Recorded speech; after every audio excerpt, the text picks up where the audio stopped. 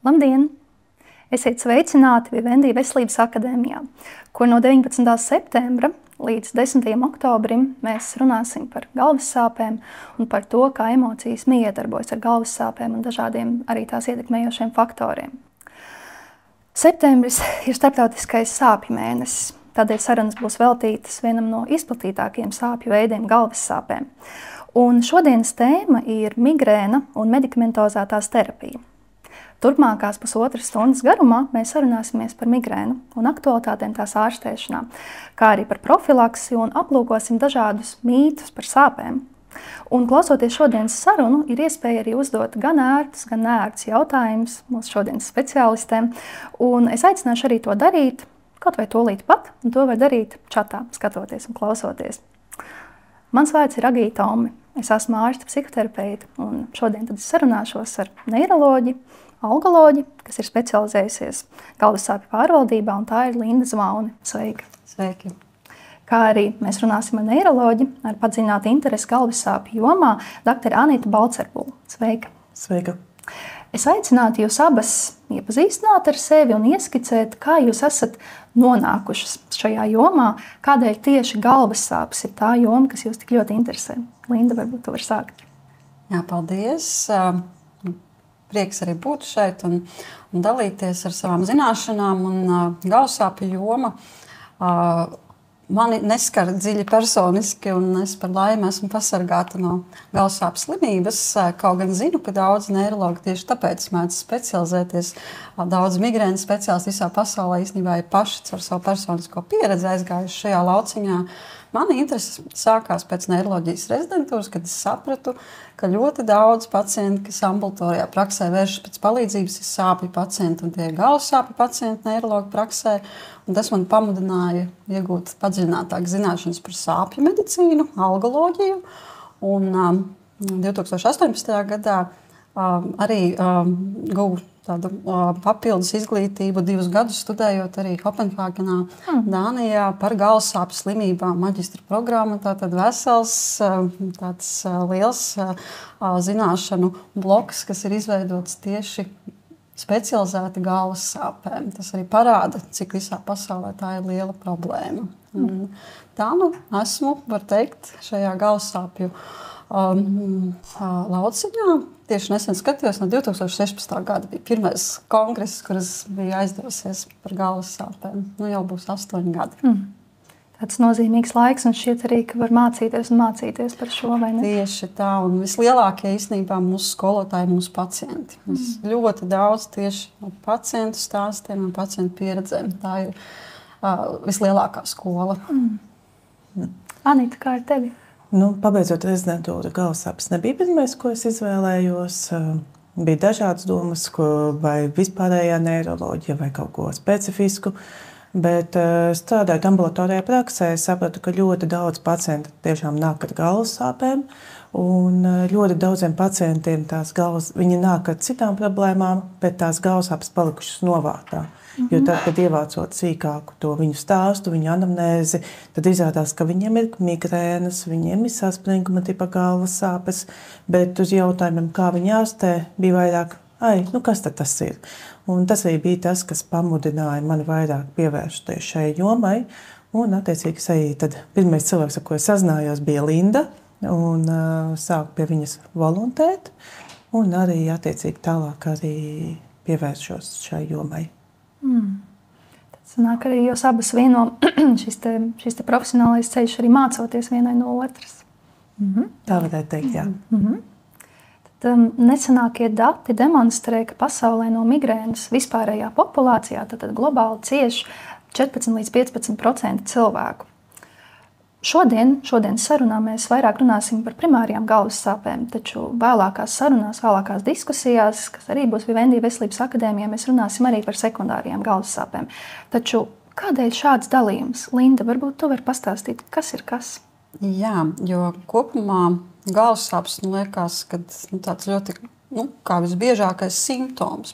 Pirmais varbūt asociēs galvas sāpes ar kaut kādu simptomu, un kad kaut kas sāp galva, vai tur varbūt ir kāda infekcija, vīrusu, gripa vai trauma bijusi, vai ka tas ir kaut kam saistībā ar kaut ko. Un tiešām ir ļoti, ļoti daudz iemeslu, simtiem patiesībā, pie 200 pāri, pie 300 pat iemesli, kāpēc galva varētu sāpēt. Ja, tur kaut kas iedzerts pa daudz, kaut kas pa maz, dažādas vielas, kas var provocēt galvas sāpes. Ļoti daudziem medikamentiem blakus parādībās būs galvas sāpes. Tas var būt kā simptoms, bet mums ir jāatšķir, kad tas tiešām ir kāds simptoms un saistīts ar kādu citu saslimšanu vai kādu citu situāciju apstākli. Un tad vai ārstējot vai precizējot to, tad var arī atbrīvoties no galvas sāpēm. Tas parasti ir īslaicīgāks. Atsevišķos gadījumos tas var būt ilgstošāks.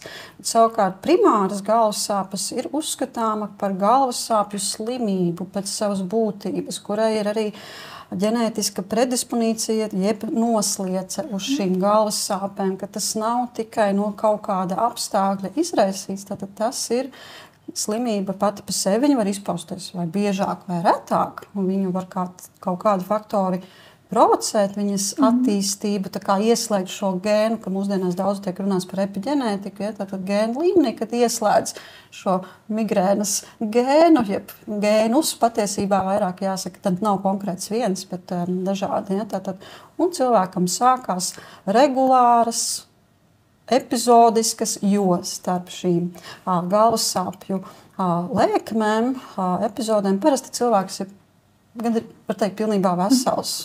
Un tas reti, kad ir, teiksim tā, ka tas nepārtrauktā režīmā ir. Nu, tātad šis dalījums primārs, sekundārs, saprast, vai tā ir slimība pati pa sevi, vai kāds cits iemesls. Un, ja mēs runājam šodien par migrēnu, tad primāras galvas sāpes ir arī citas, ne tikai migrēna, arī saspringuma galvas sāpes, un tad ir reti primāru galvas sāpju veidi, par kuriem arī runās citās sarunās.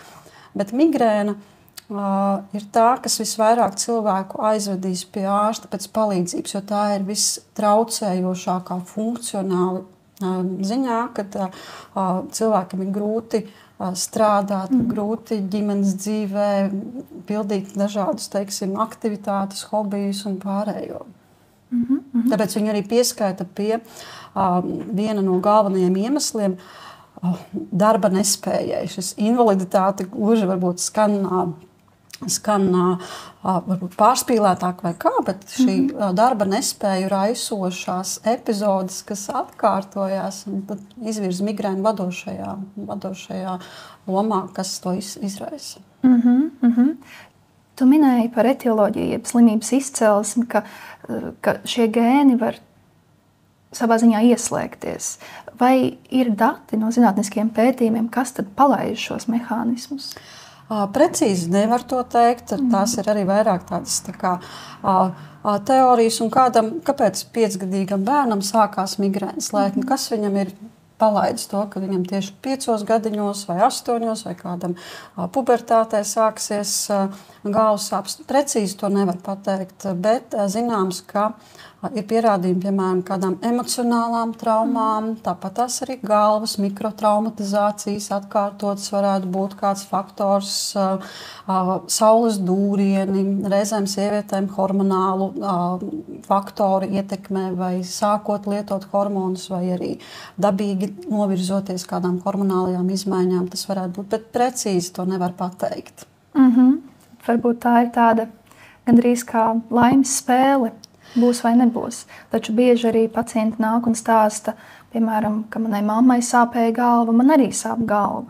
Vai varbūt tā varētu būt uzvedība, ko iemācīties ģimenē? Varbūt Anita, kā ir tavā pieredzē? Es drīzāk teiktu, ka tā nav iemācīta lieta. Drīzāk tas ir jau kā jau minēja kolēģi, tā ir ģenētiska nosliece, jo ir ļoti daudz gēni, kas arī nosaka šo predispozīciju. Un es drīzāk teiktu tā, ja ģimenē kādam jau sāp galva, tas ir vēl viens pamatojums, ka mēs tomēr slēgsimies domāt, ka jā, ka tā drīzāk ir migrēna, nevis kāda cita saslimšana. Jo tas ir vēl viens punktiņš, uz ko mēs varētu tā kā balstīties. Tas, protams, nebūs kritērijs, jo katrai galvas sāpēm ir savi kritēriji, pēc kā mēs vērtējam pa punktiņiem. Bet, protams, bez ne viss ir akmenī cirsts, un ir arī tās blakus lietas, kuras mēs, tā tad ir vēl viena lieta, ka mēs pievēršam uzmanību, kas vēl varētu būt kā šis iemesls. Ģimenes anamnēze, ģimenes stāsts ir viens no tiem. Jā. mums arī ir ienācis skatītāju jautājums, kas skan šādi. Kā atšķiras parastās galvas sāpes no migrēnas? Reizēm ir arī grūti pateikt, jo parastās galvas sāpes var būt ļoti līdzīgas migrēnām.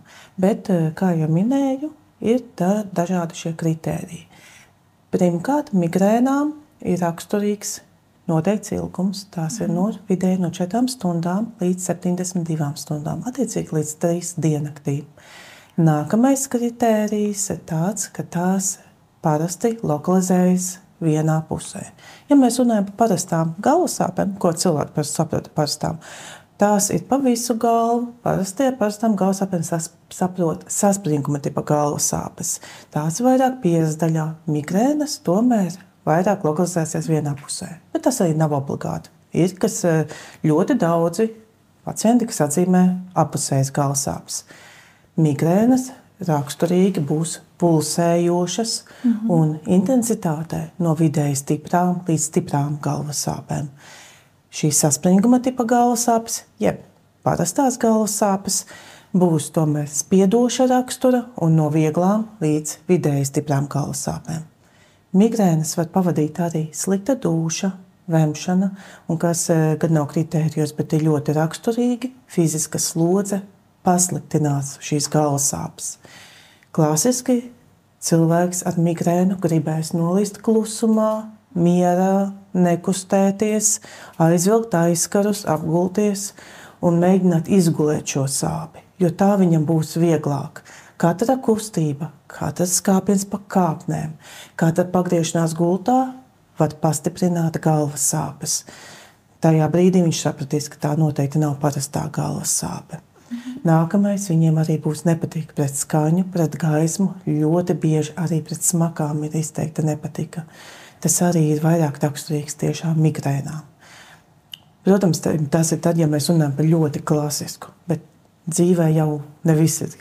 Kā grāmatā mēs būtu arī novizes uz vienu uz otru pusi, un migrēnas diagnoze neizslēdz arī parastās galvas sāpes, jo ļoti bieži tomēr gan saspringuma galvas sāpes, gan migrēnas mēdz kombinēties.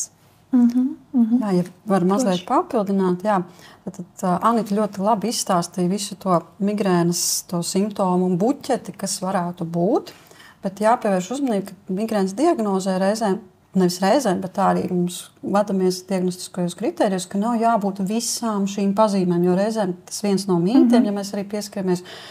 Šodien man bija viena pacienta, bet man jau nav vemšanas, ka tā nevar būt migrēna, ja nav vemšana, bet ir šī sliktā dūša. Reizēm pat cilvēks pat tā īsti varbūt neatzīmē to, bet ja sāk prasīt, ka nē, visu to lēkņu nav apetītes, negribās zēdienu skatīties, bet vemšana nav.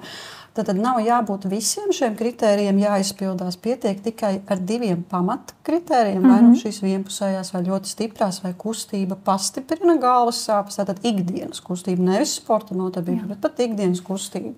Un kāds vismaz viens no šiem pavadošiem, vai slikta dūša, vai nepatika uz gaismu, tātad kaut kam, tad nav jābūt visiem, un tikai tad tā būs migrēna. Arī par šo vienpusējo, tas ir tipiskākais vienpusējais, bet jau vārds migrēna cēlies patiesībā no tā, ka kaut kas migrē.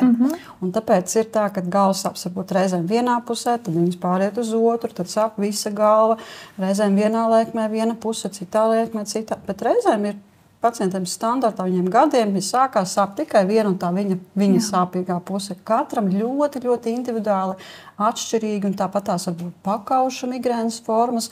Manā praksē viens tāds retāks gadījums, kas ir bijis, kuru neatpazina ilgstoši arī migrēnas lēkmi, ka bija sejas sāpju forma, ka nebija galvas sāpes. Bet vienmēr uz mēnešēžu laiku sievietei sāpēja meklēt trīzaru nervu iekaisums. Tātad arī šīs atipiskās migrēnas formas varētu būt. Jā. Tātad, cik ļoti smags ir tas stāvoklis, ka droši vien diezgan liela ir iespējamība, ka cilvēks atpazītu šīs sāpes, vai ne? Vai arī mēdz būt tā, ka nemaz neatpazīst, ka ir tik smagi, ka iespējams ir jādodas pie speciālista? Es teiktu, ka tā variācija var būt ļoti dažāda. Varbūt tieši pretēji, varbūt tās sāpes nav tik izteiktas, bet viņiem ir viss tā, viņas drīzāk būs pat vieglas, bet tāpat laikā būs visi pārējie simptomi, būs ļoti izteikta tā regularitāte, tas ilgums būs pārējais, viņš var neatpazīt. Otrais, ja mēs runājam par to stiprumu, var gadīties, ka ieilgst šī lēkme, viņa jau nevienas medikaments nepalīdz. Un, ja mēs runājam par 72 stundām, ja tā lēkme iet ilgāk, tad mēs jau runājam par komplicētu attiecīgi šo lēkmi. Tad visdrīzākais tiešām būs jādodas uz slimnīcu, jo šie tablešu veidā medikamenti jau vairs īsti nepalīdzēs. Savukārt, kas vēl varētu tā kā maldināt vai neatpazīt šīs migrēnas formas, vai kā migrēnas galvas sāpes, tas, ka cilvēki cenšas kaut kā mazināt galvas sāpes, un tad cerot arī kaut vai bezrecepšu pēcāku medikamentus, viņi iedzer, viņam nepalīdz līdz galam, bet viņš kaut kā viņš arī aiziet uz to darbu, viņš nosēž tajā darbā, un tāds termins kā prezentisms, cilvēks ir darbā, bet viņš uz pusi mazāk izpilda pienākumus, atliek nākamajā dienā, bet viņš darbā ķeksīša pēc ir, ar pēdējiem spēkiem iztur to darba dienu. Ja? Tad viņš varbūt 3 dienas no vietas dzer lielā daudzumā precāku medikamentus, kaut kādā mērā nokupē, nomazina galvas sāpes, neļauj varbūt attīstīties pat kādam tālākam migrēnas simptomam, līdz ar to viņš pat nemaz nejūt, kas būtu, ja viņš neiedzer, bet līdz ar to viņš varbūt sajauc ar parastām galvas sāpēm, ka kaut kas jau nedaudz bišķiņ palīdz, ja, tā kā gluži es gultā neguļu ar bļodu pie gultas, ja, un gadiem reizēm ir tas, ka cilvēki uzzina savu migrēnas diagnozi 10, 15 gadus ilgām galvas sāpēm. Man ir bijis, kad atnāk sieviete 50, 55 gadu vecumā un tikai stāstot par savām galvas sāpēm, mēs konstatējam, ka tās ir bijušas migrēnas no 20, no 25 gadu vecumā. Jā. Jūs abas minējāt tādu simptomu kā potenciāli, tātad papildu simptomu, ka varētu būt vēmšana, vai ne? Vai tā ir patiesība, un šis ir tāds jautājums par mītiem, par sāpēm, vai tā ir patiesība, kas ir dzirdēta, cilvēks stāsta, ka, teiksim, ir šī vēmšanas epizode migrēnas lēkmes laikā un paliek labāk tieši pēc vēmšanas? Vai tā varētu būt? Tieši tā ir, jā, kad daudzi pat arī provocē. Šo ātrāk izvemšos, ātrāk paliks vieglāk uz kādu laiku. Īsti skaidrojumus varbūt tās nevarētu tādu medicīnisku pamatot, varbūt mazināt šis kairinājums kaut kādā veidā, bet ir pacienti, kas atkal ļoti baidās no šī vemšanas akta kā tāda, un tas viņiem rada papildus trauksmi, vai man aizies līdz tam vemšanas, vai neaizies.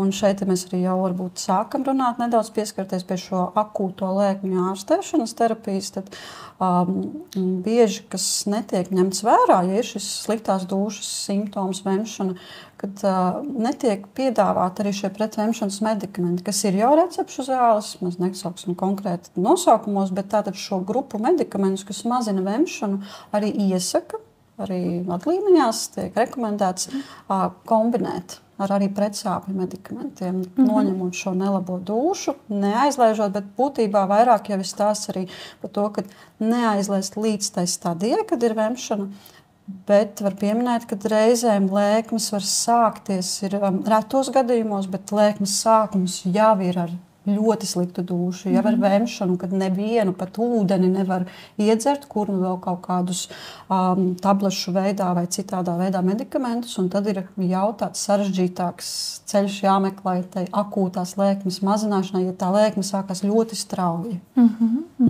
Jā. Tātad migrēnas pamata ārstēšana ietver gan medikamentozo, gan nemedikamentozo terapiju. Sāksim tad ar zālēm, un varbūt Anita, tu varētu mums lūdzu pastāstīt, kāds ir tas standarts akūtas lēkmes kupēšanā? Ja mēs runājam par akūtas lēkmes kupēšanu, tad tas tiek izmantots tad, kad šī sāpe sākusies. Ja pacientam tiešām palīdz šie nesturīgie pretiekaisuma līdzekļi vai paracetamols, kas ir bišķiņ tomēr pēcsāpju grupa vairāk, tad viņš to, protams, drīkst izmantot. Tas nav aizliegts. Bet, ja šie medikamenti jau ir par vājiem, tad nākamajā grupa, ko mēs pielietojam, tā ir triptāna grupa medikamenti.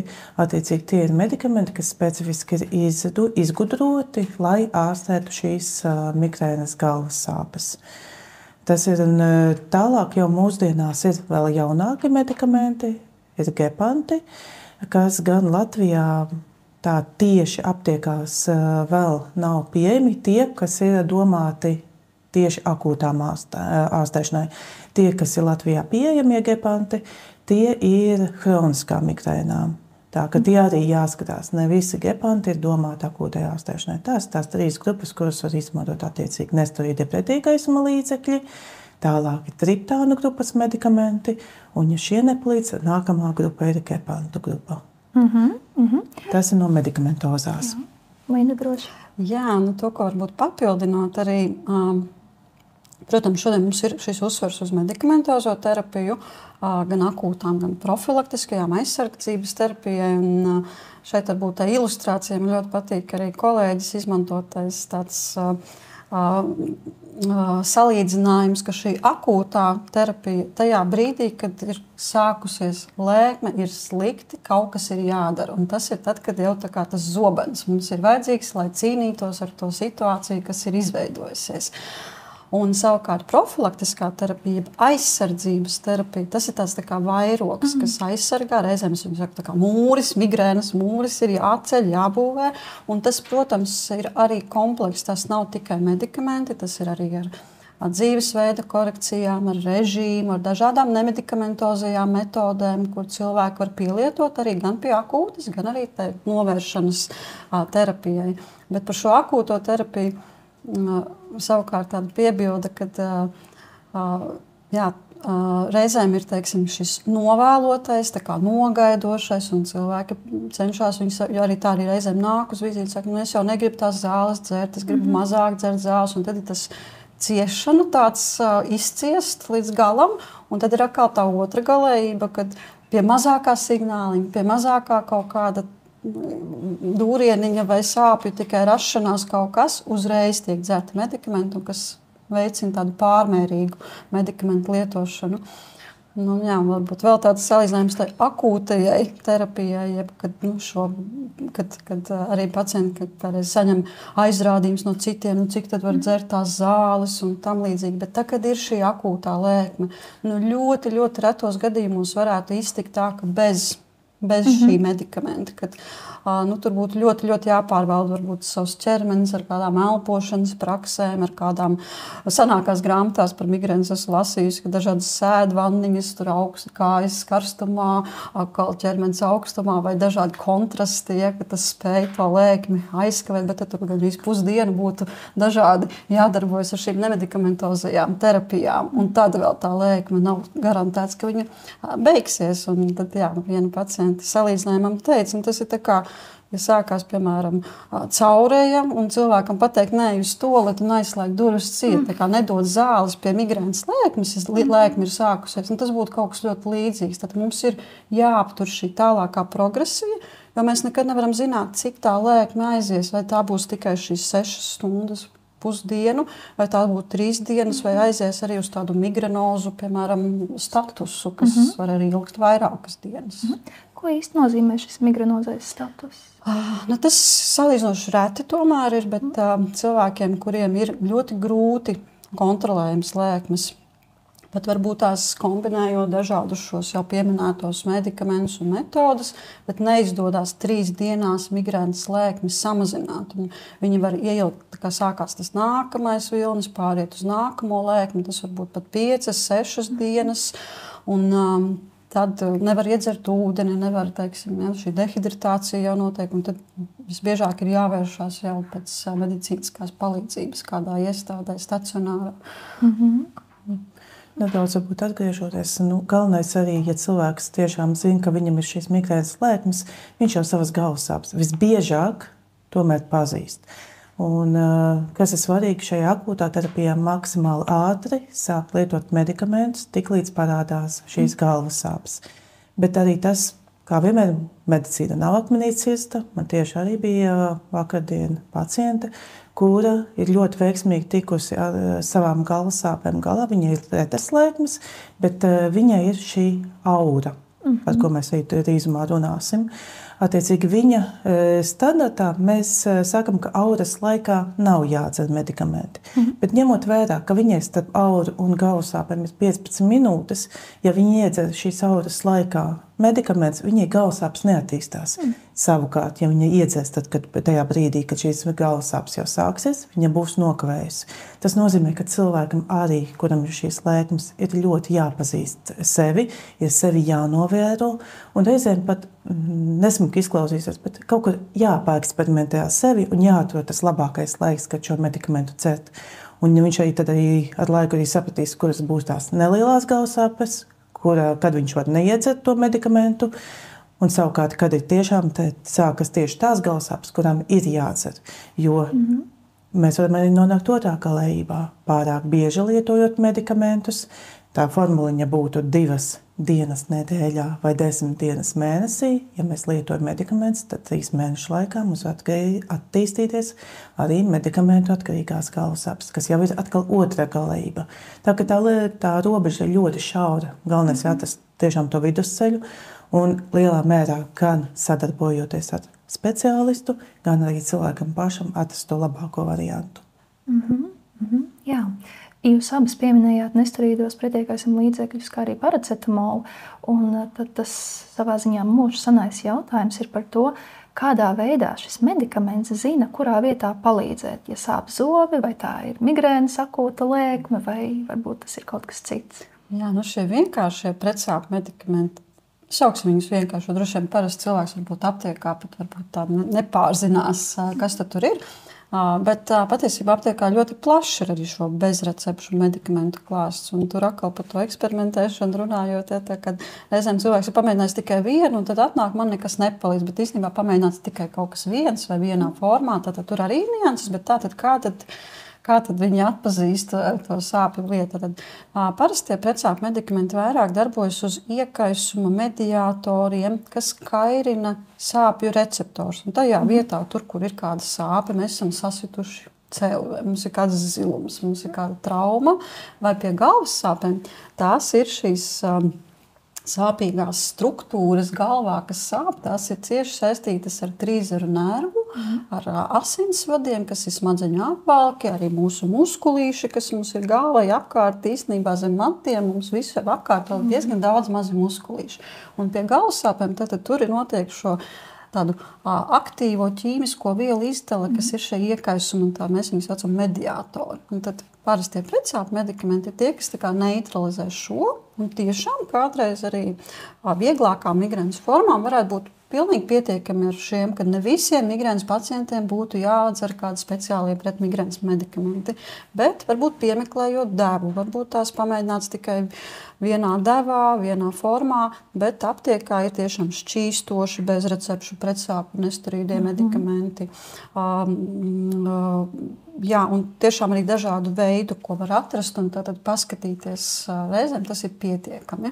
Tas ir tā atbildot par to, kā tas vienkāršais medikaments strādā. Jā, bet ja ir medikamenti, kuri tiešām palīdz specifiski migrēnai, tad, teiksim, šie triptāna grupas medikamenti, kādēļ nesāk ar tiem? Tieši tāpēc, ka, ja palīdz kaut kas vienkāršāks, vienmēr paliek pie vienkāršāks. Ja tas līdz, kāpēc kaut ko, teiksim, negribās teikt stiprāku, tas ir arī tāds viens tā kā teiciens kādreiz, ko pacients saka, man bail no tām stiprākām zālēm. Triptāna grupas medikamenti nav stiprāki. Viņi var likties stiprāki ar to, ka viņi spēj šīs ļoti piedzīvotās, varbūt trakās lēkmes stundas vai 2 stundu laikā tā kā samazināt, un tad var likties, ka tas ir kaut kas stiprs, ja viņš spēj to trako migrēnu samazināt. Bet viņš nav stiprāks, viņš ir, es teiktu, savādāks. Citādāks, viņš darbojas uz citiem receptoriem, vairāk uz serotonīna receptoru. Tā saistība ir, kas arī pie tā paša trīzeru nervu šķiedriņu galos, kur arī izdalās šīs pašas aktīvās vielas, bet jau mazliet tātad uz citu specifiskāku receptoru, kur tieši saistība ir migrēnas sāpēm. Un šī triptāna grupa praktiski nepalīdz cita veida galvas sāpēm. Tāpēc tas ir tāds nedaudz kā rādītājs arī. Mēs vērojam šo atbildi, cik labi, teiksim, norēģē vai nenorēģē. Nevar balstīt diagnostikai uz to, bet tomēr tas liek arī to domāt, ir ļoti labs efekts. Ir mums tāds vairāk pierādījums, var teikt, ir arī par migrēnu. Jā, tad tas liek arī aizdomāties, jā. Nu, un otrs faktors, tomēr jāsaka arī cenas faktors, jo tomēr pacientam ir interese tomēr ir lētāku medikamentu bieži vien izvēlēties, un ja mēs salīdzinām šos parastos pēcsāpju medikamentus un triptāns, tad tomēr ir cenas atšķirība. Un ja mēs ejam vēl tālāk, tad tās cena attiecīgi aug. Un ja mēs varam arī lētāk, ir ļoti daudz, kam tas arī pietiekami būtiski. Jā, tātad dažādi faktori, kas arī to ietekmē. Jā, varbūt vēl piebildu par šiem triptānu grupas medikamentiem, ka mums viņi jau ir gana labi zināmi, ka tas nav nekas tāds jauns. No 90. gadiem, tātad jau vairāk kā 30 gadus viņi ir pazīstami. Viņi kopumā ir 7 veidu, tātad tur ir nianses. Tas nav tikai viens vienīgs medikaments, kur ar kādreiz tā kļūda rodās no tā, ka vienu reizi pamēģinājis, es kaut kad pirms 5 vai kaut kad gadiem pamēģināju, man nederēja, nepatika, neko nejūtu, nekādu atšķirību no parasta tur precāpu medikamenta, bet tā tad ir nianses, ka viņi ir dažādāki tajā triptānu grupā, tie brālīši, kā es reizēm saku, un mums Latvijā viņi pieejami vismaz 4, un viņiem atšķirās devu stiprumi, viņiem atšķirās ievadīšanas veids tabletei. Piemēram, viņi var būt izšķīstošā formā, kad ieliek zem ēles, viņa izšķīst uzreiz. Sarežģītākos gadījumos viņi ir arī ievedāmi kā deguna aerosols tiem, kuriem ir šīs trakās lēkmes ar vemšanu, kurš nevar nekādu tableti dabūt iekšā, tad aerosola veidā vai pat arī injicējams. Viņš arī pie lēkmes varētu būt. Tā kā šīs formas, devas, un tā var būt, ka kādam pacientam viņš ir izmēģinājis, piemēram, 2 vai 3, un viņam tikai 4. no šīs triptānu grupas ir tas, kas ir viņa īstais. Tā kā atrod, ka tas dara, un arī tas, ka ne visās lēkmēs viņš var palīdzēt. Tāds arī ir kriterijs, ka no 3 lēkmēm vismaz 2, ja ir šī pozitīva atbilde, tad mēs sakām, ka palīdz. Bet kaut kādu reizi var būt arī apstākļi sakrituši tā, ka tā zāle nenostrādā tik ideāli kā citās reizēs. Jā, cik šķiet īstenībā frustrējošs ir tas process meklēt un meklēt ar pacietību, arī ar līdzestību kopā ar speciālistu domāt. Mums arī ir ienācis tāds stāsts no kāda no mūsu klausītājiem, ka viņa raksta tā. Kad biju pubertātes vecumā, piedzīvoju ļoti stipras galvas sāpes ar visu to standārtu simptomātiku. Māma deva pretsāpju zāles, arī izgulēja sāpes, līdz tās mitējās. Un vēlākos gados, jau esot reproduktīvā vecumā, arī šīs galvas sāpes tika piedzīvotas stiprākas, jo esot lietot hormonālā kontracepcija. Un tad galu galā ir veikta arī sterilizācija, lai vispār izvairītos no hormonu atkarīgām galvas sāpēm. Tātad tāds sarežģīts gadījums varētu būt, par ko mēs varētu padiskutēt, iespējams arī vēl kādi citi cilvēki, ar ko līdzīgi saskaras. Tad šis cilvēks jautā tā, vai migrēnas galvas sāpes var piedzīvot tikai 1 līdz 2 reizes gadā, neatkarīgi no sievietes vecuma. Anita? Es teiktu, ka jā, jo ir tādas, ir cilvēki, kas tiešām ir ļoti bieži šīs lēkmes, tā ka pat vairāk kā 15 dienas mēnesī, kas pie kroniskām, bet ir arī, grūti teikt, vai laimīgie vai nelaimīgie, bet kuriem ir reizi mēnesī, reizi pusgadā, bet ir arī, kas saka, ka viņiem reizi gadā vai reizi 2 gados ir tikai šīs lēkmes. Bet, parasti tie, kuriem ir šīs retās lēkmes, viņi arī viņas ļoti labi atpazīst, jo tad tās ir diezgan intensīvas. Jā. Arī mazā piebilde mūsu klausītājiem, ka šīs diskusijas ierakstu varēs droši noklausīties pēc tam Vivendi kanālos. Tad turpinot, mums ir vēl viens jautājums, vai varētu tā būt, ka menstruālajiem ciklam ir saistība ar migrēnas lēkmēm, ko faktiski jau mēs savā ziņā pieminējām, bet varbūt Linda tu varētu pastāstīt par tiem mehānismiem, kādēļ tā notiek, un vai sieviete var kaut ko darīt, lai uzlabotu šo situāciju. Jā, tas ir arī iespējams tikai mēs nevaram tā neko 100% apgalvot. Iemesls, kāpēc migrēna 3 reizes biežāk būs sievietēm, tātad ir arī vīrieši, kas slimo ar migrēnām, ir arī bērni, kas slimo migrēnām, bet tomēr 3 reizes biežāk migrēnas skars sievietes. Un tas ir arī, kas, ja, piemēram, bērniem līdz 10 gadu vecumam vienāda migrēnas biežums meitenītēm un puišiem var būt diezgan līdzīgs tās biežumu, un tad no pubertātes izvirzās tieši tas, ka meitenēm vairāk šīs migrēnas sastopams, un tur kas notiek pubertātē, sākās menstruālais cikls, sākās ikmēneša hormonālās svārstības. Un tas visbiežāk, ja nav nekādu tādu medicīnisku problēmu, visā pasaulē sievietēm ik mēnesi notiek šīs svārstības. Bet dažas sievietes kļūst jutīgākas uz šīm svārstībām, jo mums dažādos audos, tā skaitā arī smadzenēs, ir arī estrogēna receptori. Un tieši šis estrogēna kritums, lai sāktos mēnešreizes, bieži vien ir tāds kā trigeris, ir papildus faktors, kāpēc varētu sākties migrēnas lēkme. Tur arī teorijas par šiem visādiem iekaisumiem, bet mēs zinām arī attiecībā uz citām sāpēm, kad sievietes mēnešreižu laikā kļūst jutīgākas uz dažādiem faktoriem. Ies uz kādām skaistuma procedūrām, sāpēs vairāk. Tas sāpju slieksnis jau pats par sevi mēnešreižu laikā ir zemāks, tātad vieglāk kāds provocējošais moments varētu arī izsaukt lēkmi. Bet pat arī it kā nesot nekam, tikai tas, kad ir šī hormonu svārstība, var dot ikmēneša migrēnas lēkmi. Reizēm, ja sieviete lieto hormonus arī ļoti regulāri, un tad arī ievēro, kad ir šīs brīvās no hormoniem dienas, kad ir tās vitamīnu vai placebo tabletītes, vai kad ir jāpārtrauc, kad arī tad sāk sāpēt galva, teiksim, tādu saistību var ievērot.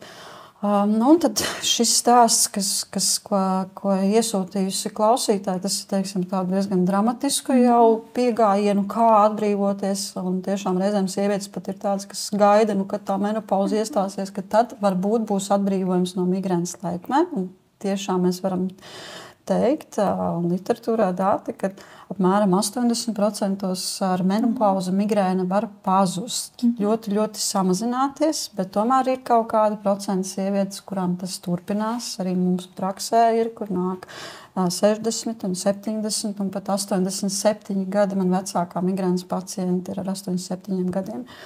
Kad arī tas nav vienīgais, tātad tas ir viens no faktoriem, bet tātad tas var nebūt vienīgais, tas hormonālais. Vēl kas pierāda, vai, teiksim, kur mēs varam ļoti labi secināt, ka šiem ikmēneša hormonu svārstībām ir loma migrēnā, tā ir grūtniecība.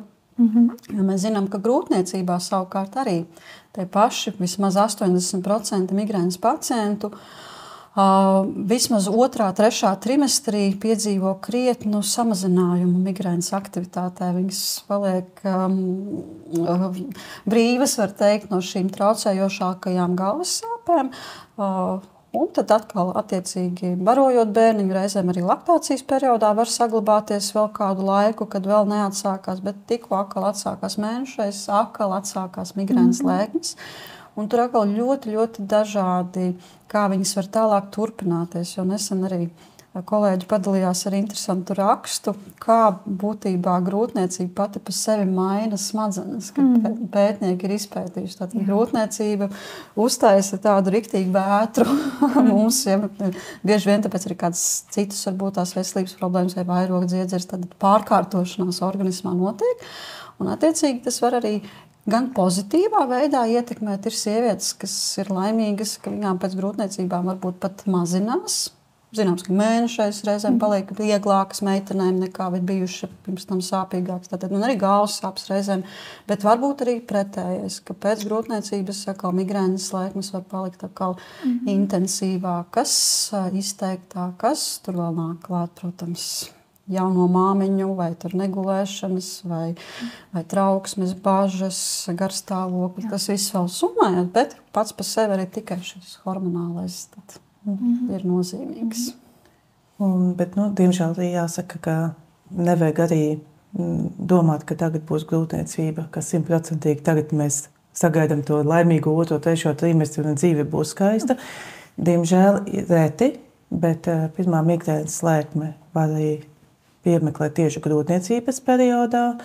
Protams, ka pirmais tajā gadījumā ir jāizslēdz visi sekundārie iemesli, bet tāda iespēja ir. Un ir arī, diemžēl, sievietes, kuras stāsta, ka tieši grūtniecības laikā viņām paliek arī sliktāk un vēl vairāk sāp galva. Tā kā tas arī ir vēl viena lieta, kas pierāda, ka tas ir ļoti multifaktoriāli šie cēloņi, un mēs nevaram pateikt, ka tagad tas estrogēna kritums būs vienīgais pie vainas, vai arī tikai ģenētika, vai tikai kādi citi faktori. Diemžēl ir jārēķinās, ka arī grūtniecības laikā var būt arī pārsinājumi, diemžēl. Jā, tātad kā mēs atkal un atkal atgriežamies pie tā, cik tas ir sarežģīti.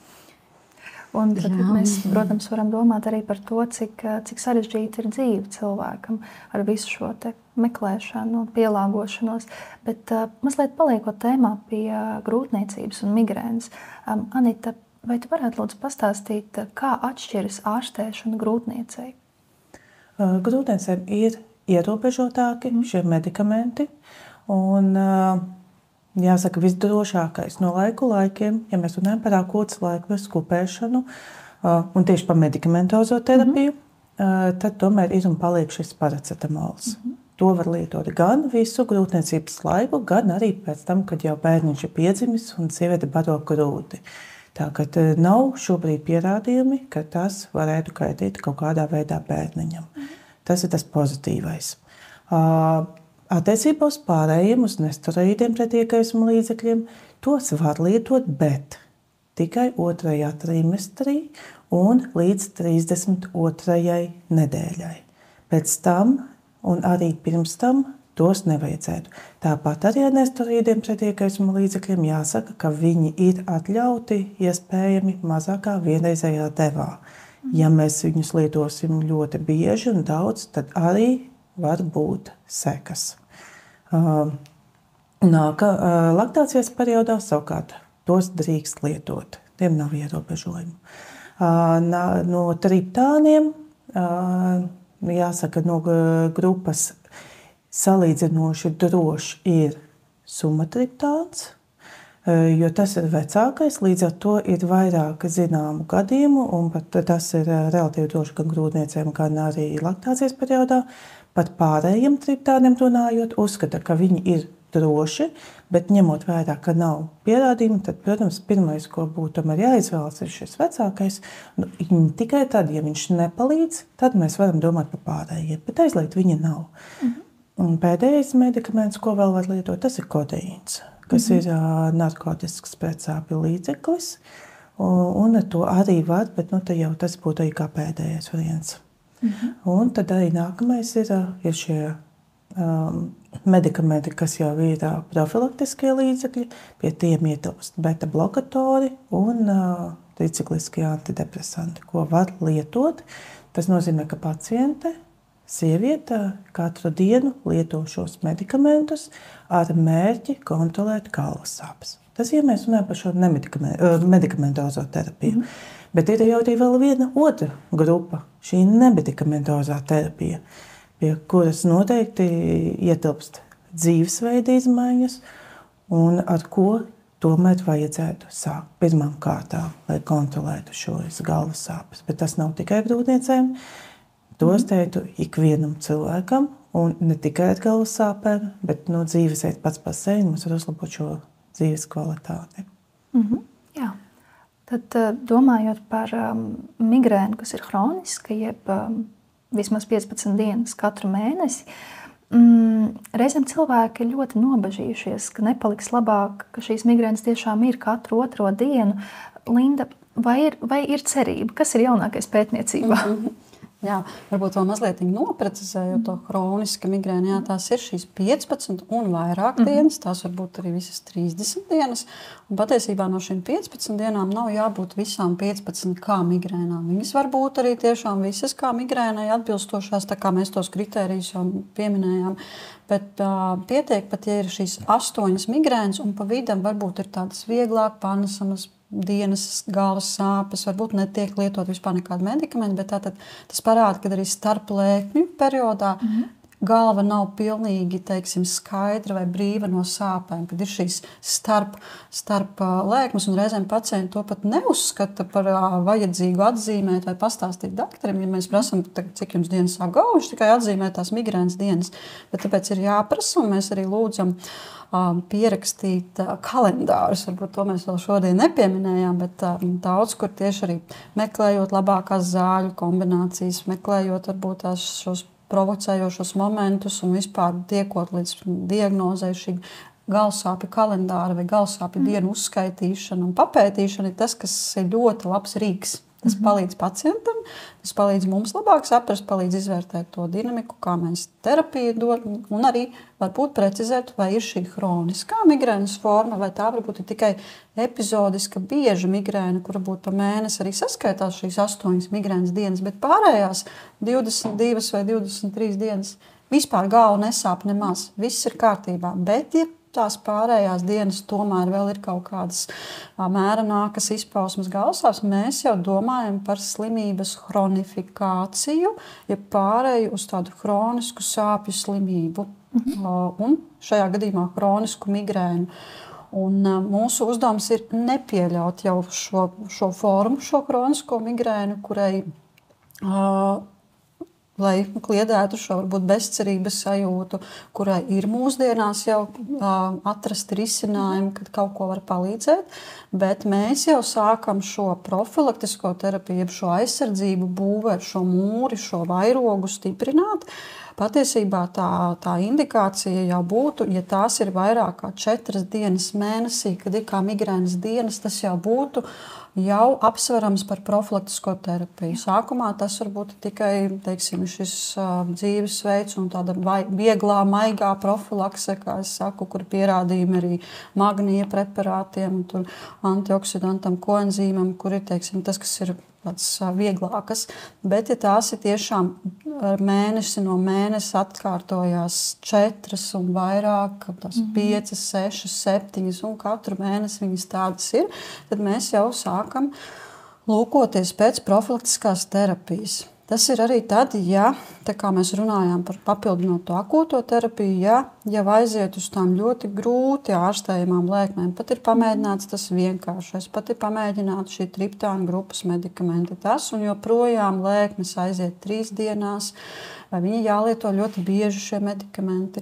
Tātad, lai novērstu arī to, kad viņi pārmērīgi tiek lietoti, kad veidojas risks pieredumam, ko arī kolēģi jau pieminēja, medikamentu atkarīgas galvassāpes var veidoties lietojot pārmērīgi parastus pretsāpju medikamentus, visvienkāršākos, kas aptiekā ir nopērkami, it sevišķi, ja tur ir iekšā kofeīns vai kodeīns, kas rada ātrāku pieredumu efektu. Jau no tiešām 10 dienas mēnesī mēs varam sākt pierast pie šī medikamenta, un tad sāp galva kā signāls, ka jāiedzer atkārtotā devu, iedzer devu. Līdzīgs salīdzinājums ar kafijas dzērājiem, kuriem ir 4-5 krūzītes dienā, un viņam neiedos nevienu kafijas krūzīti no rīta, viņam visu dienu sāpes galva, viņam reibas galva, tad viņam vajag kofīna devu. Līdzīgi ar šo medikamentu pieredumu veidojas. Un interesantākais, ka tas pieredums var veidoties arī no šiem specifiskiem migrēnas medikamentiem, triptāna grupas medikamentiem. Tāpēc mēs arī vienmēr strikti piekodinam nepārsniegt tos lietošanas biežumu ne vairāk kā 2 dienas nedēļā. Tātad, ja tas ir vairāk, tas jau ir slikti. Tātad ir kaut kāds limits. Un tāpēc savā ziņā varbūt tas, ka viņi ir dārgi, medikamenti mums Latvijā mazliet ierobežo, kad cilvēki nepierod, savukārt viņi tādi ļoti lēti un pieejami. Tas var tā kā veicināt to, kad cilvēki nezina un iedzīvojās šajā problēmā, un mums arī atnāk nereti pacienti, kas katru dienu sāk lietot šos triptāna grupas medikamentus, un tas viennozīmīgi mēs nevarēsim palīdzēt ne ar kādu citu profilaksi, ja netiks atcelti šie triptāna grupas medikamenti. Nu tā kā tad jālūkojas jau šajā profilakses virzienā, ko darīt, lai to mūri celtu visiem spēkiem. Jā. Anita, kā mēs varam celt šo mūri? Viens ir tiešām šī profilakse, jo ja no medikamentozās puses, tad šie medikamenti, kurus izmanto profilaktiski, viņi nav tieši pretsāpju medikamenti. Tātad jau mēs saprotam, ka viņi neizraisīs šo atkarību. No kā nav jābaidās, šie medikamenti ir citu grupu. Pamatā, kas tie ir asinsspiediena zāles. Protams, ne jau visas, bet noteiktas, kas iedarbojas attiecīgi uz šiem sāpju centriem, sirdsritma kontrolējošie līdzekļi. Tie ir antidepresanti, bet ar mērķi kontrolēt migrēnas lēkmes. Un pēdējā grupa, kas ir šie profilaktiskie, tie ir pret epilepsijas līdzekļi. Pie tiem, gan es gribētu piebilst, tie, kas ir visefektīvākie, tie tomēr ir piemērotāk vairāk kungiem, nevis dāmām, jo šie pretepilepsijas līdzekļi, ko mēs visbiežāk izmantojam migrēnas lēkņu profilaksei, sievietēm reproduktīvā vecumā ir kontraindicēti. Sakarā to, ka, ja sieviete paliek stāvoklī, un nevienmēr to var paredzēt, ir ļoti augsts risks, ka auglim būs būtiski dzīvību ietekmējoši un veselību defekti. Un tagad, protams, arī ir jaunie medikamenti, attiecīgi, kas ir saucamie MABI un gepanti, ko arī var izmantot profilaktiski. Tātad tie ir vai nu tablešu formā, tie var būt intravenozi injicējumie, un tie arī var būt reizi mēnesī zemādā injicējumie medikamenti, kas ir arī, tā teikt, mūsu šī jaunākā paudze. Jā. Tas ir attiecīgi no medikamentozās puses. Un nākamā grupa, par ko būs tālākās diskusijās, tā ir šī nemedikamentozā profilakse, kas ir dzīvesveida vairāk izmaiņas. Es vēl papildinātu, ka vēl pie šīs kroniskās migrēnas, ja mēs minam, šie jaunākas grupas medikamenti ir pēdējie 5 gadi, kad mums viņi ir ienākuši. Tāds liels kā pavērsiens. 30 gadus, var teikt, bija tikai šie migrēnas slēkmes medikamenti, un tad tur varbūt jau no 70. 80. gadiem tika meklēti līdzekļi, kā to migrēnu ierobežot, un tad lūkojās uz šo citu slimību grupu medikamentiem, epilepsijas zālēm, un atklāja, ka tie arī strādā un palīdz migrēnai. Tad vēl kas pēdējos 10 gadus pie hroniskas, tikai pie hroniskas migrēnas, tas nebūs tur 7, 8 dienas mēnesī, bet tad, kad ir šīs 15 un vairāk dienas mēnesī, tad ir arī pierādījumi un praksē tiek lietots vairāk kā 10 gadus arī onobotulīna toksīna injekcijas. Ja tās, ko skaisti man lieto, tātad, lai izlīdzinātu grumbiņas un būtu skaistas dāmas, bet tātad to var lietot gan vīriešiem, gan sievietēm hronisku migrēnu. Bet injekciju tehnika ir nedaudz savādāka. Viņa vairāk ir zemādā un mērķēta uz nervu galiņiem, nevis uz muskuli. Un injekcijas tiek veikts ne tikai sejas priekšējā daļā, bet arī matēnajā daļā, pakausī un pat arī plecu zonā, jo tur visur ir šis nervu galu tīklojums, kas ir jānomierina. Tātad tas ir tas, kā arī uz kronisku migrēnu tāds viens kāds jau tāds specifiskāks, varbūt tieši migrēnai virziens, kas tika pētīts. Un tad, mēs dzīvojam ļoti interesantā laikā. Es domāju, ka mums ir paveicies ar kolēģi un tie, kas strādā galvasāpju jomā, ka mums ir palikušas tādas un šādas dažādas iespējas. Jautājums gan ir par šīm pieejamībām, jo vienmēr jauna zāle, tas ir arī lielākas izmaksas, bet tomēr tas ir tas, ko mēs jau arī sākam uzkrāt pieredzi, ka mums ir pacienti, kas to lieto un saņem šīs terapijas, un mēs redzam, ka viņas strādā gan labi. Un arī vēl piebildīšu par tiem, kas ir minējuši par šiem spiediena zālēm, par antidepresantiem. Nevajag arī domāt, ka pacients sāks lietot un viņam uzreiz būs labāk. Jārēķinās, ka mēs vērojam šo efektivitāti 3 mēnešus. Vai paliek labāk, vai nepaliek labāk. Ir, kuri diezgan ātri norēģē, kuriem jau 1. 2. mēnesī būs pozitīva atbildes reakcija, attiecīgi būs uzlabojums. Ir, kuriem tikai 4. mēnesī. Ir pacienti, kuriem no konkrētā medikamenta nebūs uzlabojums, būs jāmaina. Tas nozīmē, ka šo piemēroto terapiju mēs reizēm meklējam ilgstoši. Un tas var būt pat gads, varbūt vairāk. Ne visiem tas aiziet tik vienkārši. Tas arī vēl viens pamatojums, kāpēc tik svarīgs ir šis galvassāpju kalendārs, lai mēs varētu izvērtēt šo efektivitāti. Jo reizēm arī pacients nevar arī saprast, cik bieži sāp galva, atnāk pie ārsta, cik jums ilgi sāp. 4, 5, varbūt 7 reizes mēnesī. Ir grūti pateikt, kā bija uzlabojums. Īsti nezinu, laikam bija, bet īsti pārliecības nav. Tādēļ ir tik ļoti svarīgs šis kalendārs, lai izvērtētu to terapijas efektivitāti un arī daudzus citus faktorus. Galvassāpju kalendārā ir jāraksta no 1 līdz 10, cik ļoti sāp galva, vai ne? Ko nozīmē 1 un ko nozīmē 10? Es teiktu, tas ir ļoti individuāli, jo katram šis 10 būs. Man varbūt tas būs 1, jums tas būs kaut kas cits. Ar 10 es raksturotu pašas maksimālās sāpes, ko jūs varat iedomāties. Man ļoti patīk kolēģis salīdzinājums ar zobārstu. Ja jūs aiziet pie zobārsta un jums kāds tagad izdomās urbt bez anestēzijas, kā vecos laikos ar lēnu urbi, tad es teiktu, ka tas varētu būt 10. Un 1 tas ir tādas nelielas, nīdošas, tā kā sāpes ir, tā kā viņas nav, bet traucējošas viņas ir. Un tad arī cilvēkam, kuram ir šīs sāpes, ir jāsaprot, jo pēc sejas mēs nevaram pateikt. Mēs varam uzlikt sev masku un pateikt ar visām 10 ballēm, ar visām 9 ballēm, izskatīties, ka mums nesāp. Bet iekšēji mēs to jūtam kā lielas sāpes. No malas mēs to nevaram pateikt. Kādam šis sāpju slieksnis ir liels. Tajā pat laikā, ja šīs sāpes samazināsies, mēs varēsim redzēt to efektivitāti. Tā kā kalendārā ir vairāki faktori, ko mēs atzīmējam. 1 ir šis sāpju intensitāte. Nākamais punkts, ko mēs atzīmējam, ir lokalizācija, sāpju raksturs, iespējami provocējošie faktori, un kā arī pavadošie simptomi. Attiecīgi ar pavadošiem simptomiem mēs saprotam auru.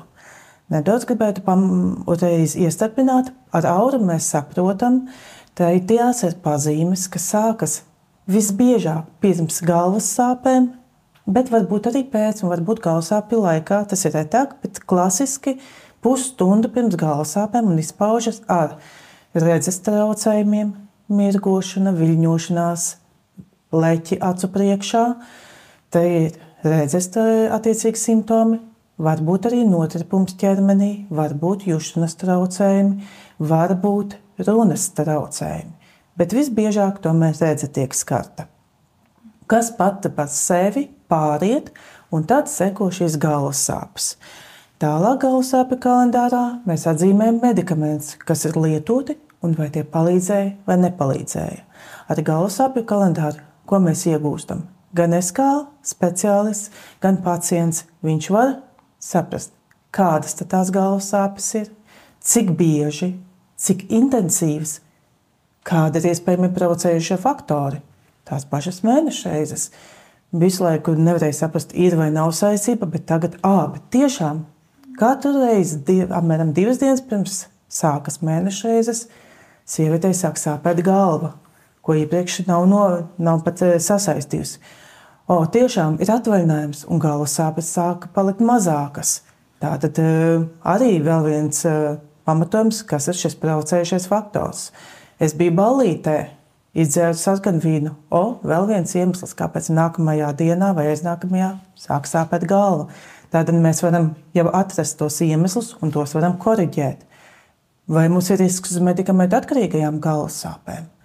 Tiešām mums ir jau 11. tableta iet pa mēnesi, ko mēs pat līdz šim nepamanījām. Tātad mums ir risks, ka nākotnē būs sliktāk, un tomēr tās mēs dzeram, bet nepalīdz. Tad jautājums, kāpēc mēs dzeram? Ja efekta nav, ieradums, cerība, varbūt jāmeklē kaut kāds cits risinājums. Tādējādi gan priekš pacienta, gan priekš mums kā speciālistiem mēs varam atrast to veidu, kā palīdzēt efektīvāk un savukārt pēc tam jau novērtēt, kāds ir šis efekts. Jo var teikt, varbūt mums tomēr nav jēgas nekāds nav no tiem medikamentiem, bet skatāmies, tikko bija 8 dienas mēnesī, bet tagad jau ir 6. Tātad uzlabojums tomēr ir. Protams, arī atšķirt, vai tās ir saspringuma, vai tomēr šīs ir migrēnas vai kādas citas galvas sāpes. Tam arī šis kalendārs ļoti palīdz. Pašu kalendāru var gan papīra formātā izpildīt, internetā vienkārši ierakstot galvassāpju kalendārs, galvassāpju dienas grāmata, ļoti daudz variantu atrast, kas kuram patīk labāk. Vai arī ir mobilais laikmets, izmantot mobilās aplikācijas, kas ir gan latviešu, gan angļu valodā, gan citā valodā, kas kuram ir ētāk, un atzīmēt telefonā, jo telefons jau mums praktiski katram ir līdzi. Kaut vai notos, pierakstos arī kādreiz ir pacienti, kas varbūt nav zinājuši pa aplikāciju vai kā, bet viņi tomēr jau pirms vizītes varbūt jau pierakstījuši man tur tajā mēnesī, un jau kaut kādas secinājumas ir vairāk izdarīja vieglāk nekā, ja nav nekas, un tad tikai vizītes laikā jāsāk domāt, kas tad tur ir, teiksim tā. Kā tiešām tie kalendāri atvieglo un varbūt tās papildinot to, ka jā, tā pacietība, tas eksperimentēšanas, ka mēs tādu vai šādu mēģinām, tas ir tas ceļš, kur arī sadarbojoties ar speciālistu, tad tās regulārās vizītes, kad sākotnēji, ja tās migrēnas ir biežas, tad ir jāreitinās, ka tās vizīšu biežums ik pēc 3 mēnešiem mums ir kaut kas jāsāk mainīt vai kaut kas saprast, vai panes vai nepanes medikamentus. Ja? Tad tas prasa tādu līdzdarbošanos, jo kādreiz ir, kad pacients ir bijis pie viena, pie otra, trešā neirologa, kaut kas ir ieteikts, kaut kas, bet tā kā pamests novārtā un tālāk nav pasekots līdzi, un līdz ar to varbūt arī ir iedzīvojies jau tajās pavisam biežajās galvas sāpēs. Jā, jūs abas pieminējāt auras simptomus.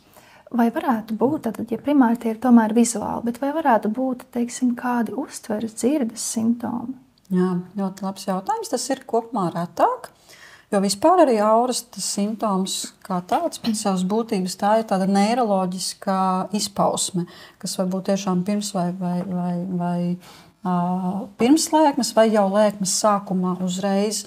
Un migrēnas pacientiem tikai no visiem migrēnas daudzajiem, šiem 15% populācijā, tikai 3. daļai būs šīs auras. Visbiežāk tad būs bez auras, un tas ir vēl viens reizēm mīts pacientam, bet man jau nav auras, tad tā nav migrēna. Nē, tad visbiežāk arī nebūs šīs auras. Un aura, savukārt no tiem, kuriem ir šiem trešdaļai migrēnas pacienti, tad savukārt 90% tā būs tīra tikai vizuāla aura. Visbiežāk tas nav tikai kaut kādi melni punktiņi vai kaut kas tāds, kas tur acu priekšā. Tie ir tādi, kas var būt no 5 minūtēm līdz pat pusstundai, stundai.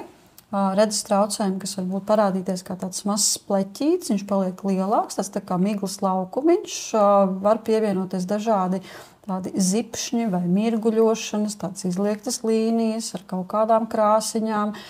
Biežāk tās ir vienpusējas, bet reizēm pacients nevar īsti saprast tajā brīdī, jo tas ļoti ceļš pirmā reize parasti ļoti biedējoši. Ja kaut kas tāds notiek pēkšņi, varbūt darbā, strādājot, braucot mašīnā, veikalā, pēkšņi pazūd, ja tā redze. Bet dažiem tas var tālāk vēl progresēt. Auras simptomātika ne tikai redzes traucējumi, bet var pievienoties arī jušanas traucējumi. Piemēram, notirpst viena puse sejai, mēle, varbūt arī rokā tirpoņa. Jāsaka, ka tirpoņi viņi parādās tādi pakāpeniski. Tas nav tā, ka vienā brīdī visu vienu ķermeņa pusi nejūt, kā tas ir pie insulta. Tas raksturīgs, ka tāds pakāpeniskums, bet viņi var progresēt, ar tādu progresiju. Tāpat kā šie redzes traucējumi arī sākās mazlietiņi, un tad ar tādu progresiju. Un, kā jau jautājumā, vai varbūt kādi apziņas traucējumi, tad jā, kādam arī var būt, teiksim, tādas jau, mēs viņus traktējam kā smadzeņu stumbra auras, kā varbūt koordinācijas traucējumi, līdz pat ļoti sarežģītām migrēnas formām, piemēram, ir ģenētiskas, hemiplēģiskas migrēnas, kad viena puse vispār atņemās, kā tautā saka, un varbūt pat bezsamaņa. Bet reizēm vēl, kas ir, ko pacienti ir arī stāstījuši, kas piedzīvo to, ka tā telpas uztvere, tāds Alisa brīnumzemē sindroms, ir tāds tā kā tuneļveida redze, un kad savas ķermeņa proporcijas vai telpas, teiksim, tāda kropļojuma arī varētu tikt piedzīvoti. Aura ir kaut kas līdzīgs mazlietiņ kā epilepsijas izpausmē, jo tur arī auru, ja tā medicīniski skaidrotu, tas ir tāds smadzeņu aktivitātes vilnis, kas iet pāri smadzeņu garozai. Tieši tāpēc tie ir tādi smadzeņu garozes neiroloģiski izraisīti simptomi. Tas vilnis sākās no pakauša daļas, kur mums ir redzes centri, un tāpēc tie simptomi tā secīgi arī varētu progresēt kaut kādās situācijām. Jā, tas parasti ir ļoti nepatīkami, biedējoši, bet vienlaikus savukārt jā, tiem, kuriem jau aura ir pazīstama, viņi varbūt viņu vairāk uztver kā signālu. Man jābūt gatavam, kad drīz sāksies lēkme. Ļoti, ļoti reti var būt gadījumi, kad ir migrēnas auras bez galvas sāpju formas, pat arī neko neiedzerot no medikamentiem, bet var neprogresēt galvas sāpju, teiksim, izpausmi, bet tad vienmēr ir jāizslēdz citi iespējami neiroloģiski kādi traucējumi, reizēm redzes vai vēl kaut kādas pārbaudas specifiskākas jāuztaisa. Jā, tik tiešām šķiet, ka šie auras simptomi varētu būt diezgan biedējoši, vai ne? Jā, ceļš tā ir pirmā reize. Bieži vien tieši ar auru pacienti nokļūst izsauc ātro palīdzību, nokļūst uzņemšanas nodaļās, reizēm pat insulta vienībā, jo jāizslēdz varbūt kaut kāds, ja tie ir vēl kādi riska faktori, piemēram, arī uz kādiem asinsrites traucējumiem, tā kā tas tiešām uzreiz tā sabiedē, bet ja tas sāk atkārtoties diezgan tipiski vienmēr, un ir šis atgriezeniskums, tas, kad aura nekad nav paliekoša. Šie simptomi ir atgriezeniski, viņi beidzās.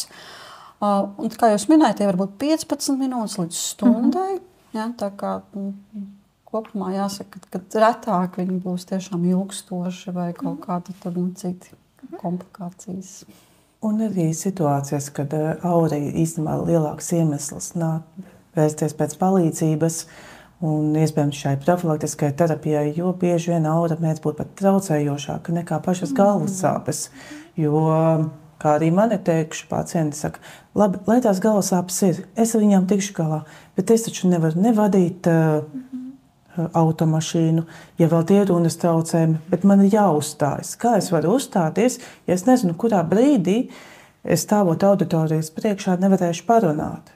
Ar galvas sāpēm es vēl varēšu tikt galā, bet kā ar tiem runas traucējumiem? Un tas varētu būt arī vēl viens iemesls šai profilaktiskajai terapijai, lai viņi nemaz nesāktu šī aura. Jā. Mēs arī esam saņēmušas jautājumu par to, vai tas būtu pareizi, vai tas ir pareizi, ka migrēnas zāles ir recepšu medikaments Latvijā. Cilvēks saka, ka Lietuvā šie medikamenti nopērkami bez receptes. Jā, visticamāk, tas ir jautājums par triptāna grupas medikamentiem. Un, jā, dažās valstīs, ne tikai arī Lietuvā, bet arī dažās citās Eiropas valstīs viņus var nopirkt bez receptes, mazās devas formas.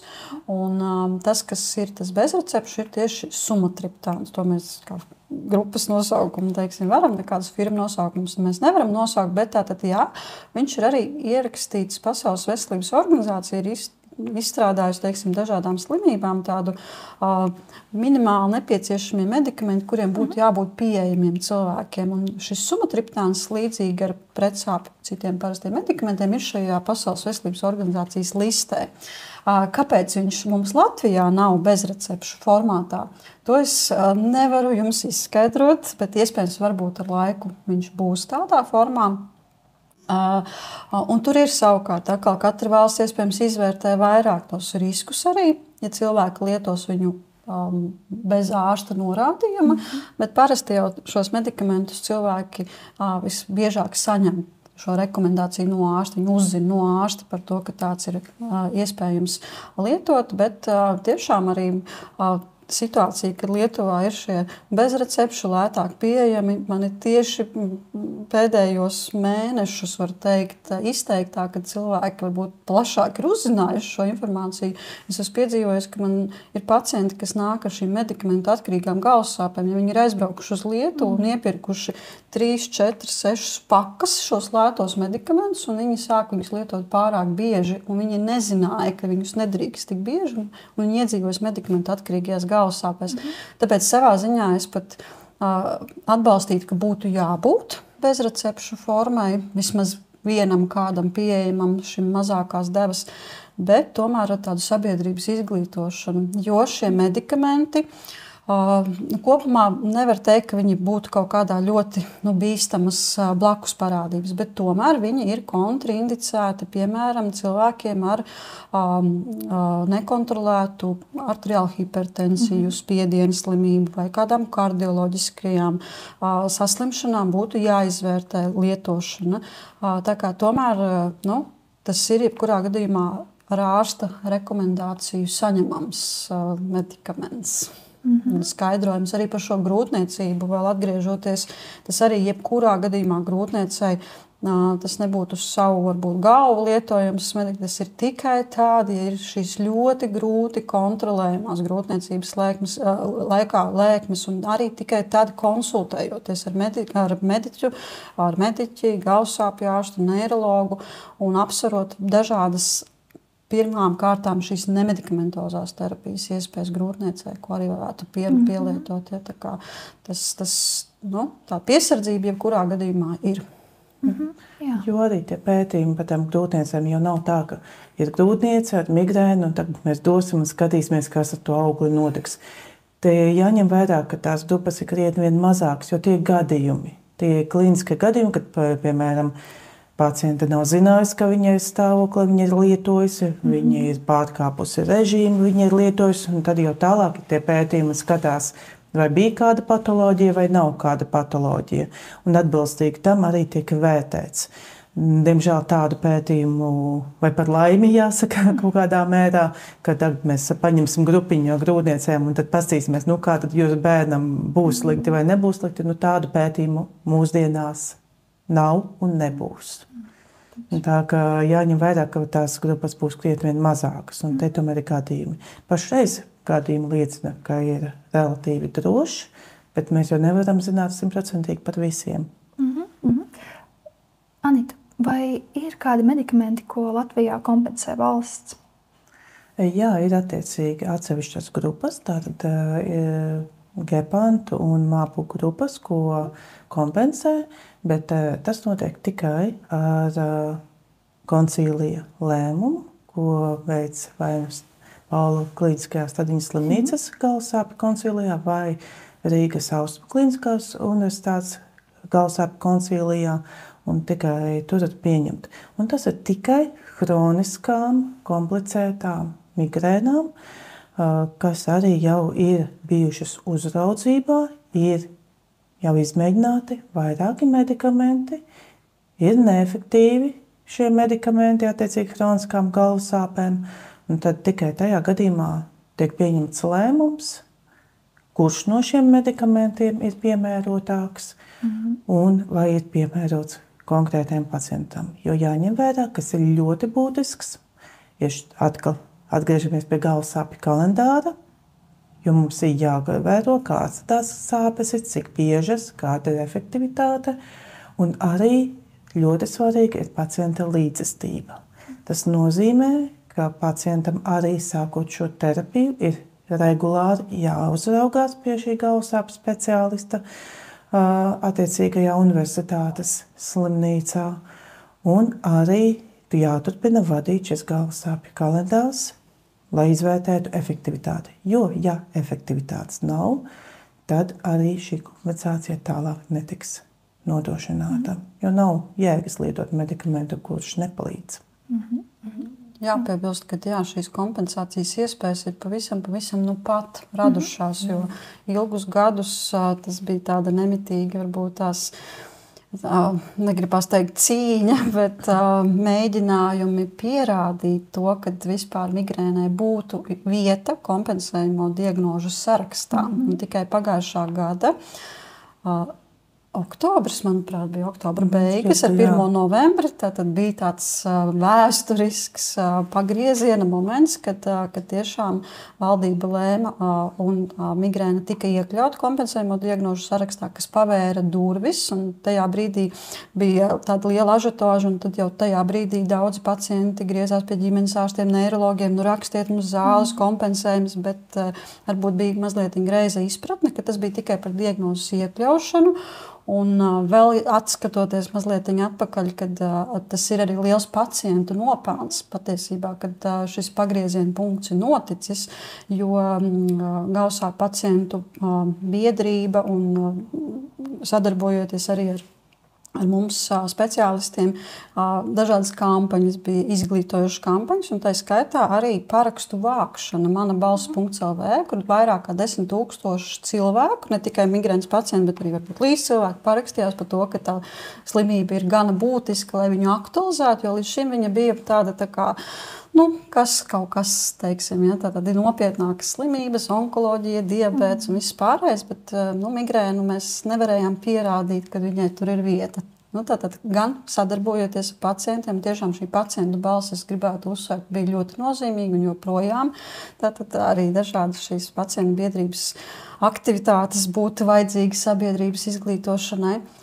Un tad bija šis vēsturiskais lēmums, un tas pavēra durvis, kad var parādīties dažādas šīs kompensācijas iespējas medikamentiem. Un šobrīd nav varbūt tās kompensācija, kur vairākums pacientu gaida šo akūto palīdzību, kad viņam ir šīs lēkmes, kad viņam palīdzētu šos triptāna grupas medikamentus kompensēt. Tas šobrīd Latvijā nav, bet ar laiku iespējams arī tas būs un tas tiek tālāk arī strādāts. Bet ir vairāk vērsta kompensācija uz tiem pašiem grūtākajiem, smagākajiem pacientiem, kas jau ir izklājuši daudzas riņķus, es pat teiktu, nevienu reizi mēģinot šos profilaktiskos medikamentus, dažādus citus, un nav bijis veiksmīgi. Un tad šīs jaunās grupas medikamenti, antivielas, labi, tās ir antivielas pret specifisku molekulu, kas ir atklāta, kas ir viens no vaininiekiem migrēnas lēkmēs. Tad kaut ko zinātnieki atklāja precīzāku, ko spēj nobloķēt, vai antivielu, vai šo receptoru. Tur ir tās niansītes, tāpēc arī ir formas dažādas, gan tablešu, gan intravenozas. Un tās jau šīs jaunākās zāles ir pieejamas tiem sarežģītākajiem pacientiem. Tas arī jau ir kaut kāds solis. Protams, ka vajadzība būtu iespējams vēl plašāka, lielāka, lai nepieļautu šo kronisko formu. Arī tiem, kuriem šīs epizodiski biežās, 6, 8 dienas mēnesī, jau viņam iespējams būtu vajadzīgs šāda veida terapijas. Bet nākamajām sarunām iemetot šo lauciņu tālāk, cik tomēr ir arī svarīgi visi šie nemedikamentozie. Un pirms mēs sākam vispār runāt arī par profilaktisko terapiju, par medikamentozo ar pacientu, mēs tomēr ļoti, ļoti pārskatām. Mēs nepieskārāmies šodien par to, kas ir ar miega traucējumiem, kas ir ar trauksmi vai garstāvokļa traucējumiem, reizēm ar ēšanas izmaiņām. Arī tur mūsdienās nav, teiksim, tādi vadlīnijās ierakstītas rekomendācijas, bet tomēr pārskatot, vai nav kādas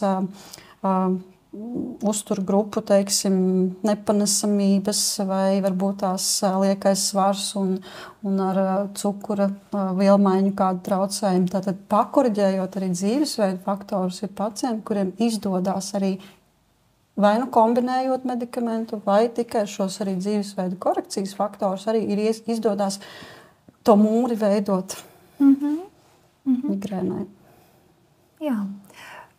Es gribētu jums abām pavaicāt, kā sagatavoties neirologa pirmajai konsultācijai. Mums arī ir ienākuši jautājumi par to, vai ir kāda specifiska izmeklējuma, kas būtu jāveic pirms tam. Es teiktu, ka noteikti, ja ir iespēja kalendārs, lai jau būtu kaut kāds tas mājasdarbs izpildīts, un arī tad būtu vieglāk jau sākt šo sarunu. Protams, ja pēdējā brīdī pierakstījās un kalendāra nav, tas nebūs iemesls, lai mēs atteiktu vizīti, lai mēs nesāktu strādāt. Bet tas jebkurā gadījumā atvieglotu gan mums šo darbu, gan arī pacientam to tālāko kursu ievadītu daudz veiksmīgāk. Attiecībā par izmeklējumiem. Drīzāk jau, ka nē, vizītes laikā, ja kaut kas būs nepieciešams, jo viens no kritērijiem, jebkurā gadījumā, ir izslēgt šo sekundāros iemeslus. Bet atnākot uz vizīti, mēs jau arī ar šo sarunu sapratīsim, kas ir jāizslēdz. Vai vispār kaut kas jāizslēdz. Varbūt jau kaut kādi izmeklējumi ir veikti, un mēs jau īstenībā ļoti daudz pacienti jau kaut kādu citu iemeslu dēļ jau ir izmeklējuši gan galvu, gan kaklu, gan dažādi citas lietas ir izdarītas. Un nav jau nepieciešams, ja tās galvassāpes nav būtiski mainījušās, nav jau nekādas nepieciešamības to visu atkārtot. Un tāpēc es drīzāk teiktu par tiem izmeklējumiem nevajag. Ja būs nepieciešams, tad mēs arī to pateiksim vizītes laikā. Es arī varu tikai apstiprināt, kad izmeklējumi visbiežāk nav nepieciešami nekādi, lai gan varbūt pacientam vai varbūt kādam ģimenes ārstam ir dikti tur liela baža un viņš ir aizrāvies un iedevis pacientam pat neskaitāmus nosūtījumus un tikai tādu saka, ka sagatavojos un tikai tādēļ pie neirologa, bet tas nav tiešām nepieciešams. Nav nepieciešams taisīt encefalogrammas, nav nepieciešams taisīt asinsvadu dupleks doplerogrāfijas. Visbiežāk tie ir lieki izmeklējumi. Un migrēnas gadījumā tur neko neierauga. migrēna nav ieraugāma bildēs vai izmeklējumos. Viņa ir klīniska diagnoze, mēs vadamies pēc klīniskiem kritērijiem, un tikai tad, ja ir atipiskas pazīmes, kaut kas nesakrīt stāstā, varbūt tās ir pirmoreiz mūžā sākušās, nav šīs iepriekšējās vēstures, uz ko balstīties. Ja, tikai tad mēs lūkojamies, vai ir kaut kas jādara vēl papildus, un to tad arī izlēmtu neirologs vai galvasāpju speciālists. Par to nav jāuztraucās, ka nav uztaisīts izmeklējums, tāpēc neiet pie doktora. Jā, šķiet, tu pieminēji ārkārtīgi būtisku lietu, ka migrēna nav ieraugāma arī tādā metaforiskā nozīmē, cik bieži vien stigmatizēta ir šī saslimšana. Un, protams, par to mēs arī vairāk runāsim nākamajās diskusijās, tostarp arī ar Anitu nākamajā reizē. Bet es vēlētos jums vēl pajautāt par triggeriem. Tātad, kas varētu būt tādi netipiskākie triggeri, kas izraisa migrēnu, ko jūs esat dzirdējuši? Jo reizēm saka, ka, piemēram, šokolāde, kas varbūt ir kaut kur tādos stāstos dzirdēts, vai varbūt kaut kādi konkrēti ēdieni, smakas, kaut kas tāds ļoti, ļoti specifisks. Vai tad varbūt sāksim ar tipiskākajiem? Varbūt drīzāk ir tie tipiskie, jo tas ir gan tā kā ļoti daudz, un tas ir, tur varētu skaitīt vairāk kā 10 un visus iemeslus, bet jāsaka, tie atkal katram ļoti individuāli. Viens varbūt ļoti jutīgs uz šīm smaržām, cigarešu dūmi, vai tur uzdāvinās liliju pušķi, vai kaut kāds tur apsēdīsies blakus teātrī, kāds ļoti sasmaržojies cilvēks un viss, un sākās galvas sāpes. Un tu esi iesprosos tajā vietā, tu īsti tā kā nevari nekur sprukt, un tu esi ļoti jutīgs uz šo faktoru. Citam tas var būt tās ļoti izteikti, piemēram, šie daži migrēnas pacienti ir kā staigājuši barometri. Viņi ļoti, ļoti izjūt atmosfēras spiedienu, svārstības, nāks lietus, tuvojās, apmācies vai atkal ļoti skaidrās debesis. Zīles debesis, saulīt spīd, un ir pacienti, kuriem ir šī saules gaisma nevelti. Pasaulē daudz tādas migrēnas kampaņas, kur tiek izmantotas saules brilles, lai aktualizētu, ka daudzi cilvēki ir spiesti ikdienā slēpties no, teiksim, saules gaismas vai spilgtās gaismas, jo viņiem tas ir kā trigeris, pati saule. Bet savukārt ir gadījumi, kad pacients pārceļās uz dzīvi Spānijā un ziņo man, ka viņam pusgadu vispār ir tāds uzlabojums un nevienas lēkmes. Vai tas ir tas klimats, vai tur ir relaksētāks dzīvesveids, vai viņam ir kaut kas savādāks. Bet tai pašā laikā Spānijā mums ir galvasāpju kolēģi, kas cīnās ar visām tām pašām problēmām, ar kurām mēs, un tur arī ārstē migrēnas. Nevar teikt, ka tas atkal būs tāds universāls ieteikums, bet par tiem triggeriem, tādiem varbūt netipiskākiem, vai varbūt, ka tieši papētot, kur ir atklājuši pacienti, man bija vienam vīrietis, kuram izteikti bija trokšņi un vibrācija. Ja viņš strādāja, teiksim, uz tādām tehnikām, un tad viņš mainot darba apstākļus, lietojot arī šos trokšņu slāpētājus, mazinot šo vibru, viņš ievēroja, ka viņam paliek retākas lēkmes. Tā kā tas nevienmēr ir arī par stresu, piemēram, varbūt ļoti tāds stresains un darbs un nakts maiņas un viss pārējais, bet varbūt tieši kaut kāds atkal cits faktors ir tas, kas ietekmē par ēdieniem. Nav tiešu pierādījumu un tādu pārliecinošu. Tie vairāk varbūt es pat pieskaitītu pie mītiem, tādiem sieviešu žurnālu un portālu, tādiem kultivētiem, ka tur šokolāde, sieri un viss pārējais. Vienīgi alkoholam ir tāds pārliecinošāks iespēja, ka triggeri un tieši rūkstošie, dzirkstošie tāda veida alkoholiskie dzērieni varētu būt par kafijas dzeršanām ļoti individuāli. Kāds ir atklājis, ka viņam lēkmes sākumā stipra kafija ir tā, kas var palīdzēt mazināt lēkmi, un viņam pat nevajag neko vairāk. Vajag iedzert stipru kafiju. Citam atkal otrādāk. Viņš pat uz kafiju nevar pastīties, jo viņam jau ir šī smaržu jutība.